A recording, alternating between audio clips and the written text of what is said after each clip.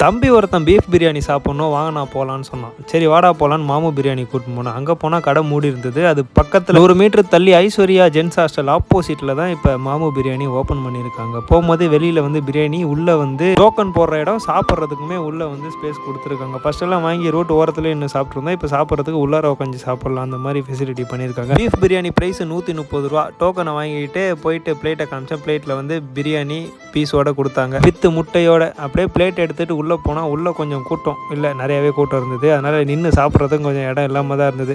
ஃபைனலாக ஒரு இடத்த பிடிச்சாச்சு, தம்பிக்கு பிடிச்சி கொடுத்துறேன் இங்கே சாப்பிட்றான்னு. அது மட்டும் இல்லாமல் உள்ளே வந்து சிக்கன் 65 போட்டு தராங்க. அதே மாதிரி பீஃப் பிரியாணியில் பீஃப் நல்லா சூப்பராக குக்காக இருந்தது. தம்பிக்கிட்ட கேட்டேன் டேஸ்ட் எப்படா இருக்குன்னு. அவர் முட்டை பிரியாணி ஆனியெல்லாம் வச்சு சாப்பிட்டு பார்த்துட்டு டேஸ்ட்டு அல்டிமேட்டாக இருக்குண்ணா, அடிக்கடி இங்கே வந்துடுவோண்ணா அப்படின்னு சொல்லிட்டான். எங்கள் பீஃப் பிரியாணி மட்டும் இல்லை, சிக்கன் பிரியாணியுமே அல்டிமேட்டாக இருக்கும். வீடியோ பிடிச்சிருந்தால் லைக் பண்ணிவிட்டு நம்ம சேனலையும் மறக்காமல் சப்ஸ்கிரைப் பண்ணிவிடுங்க.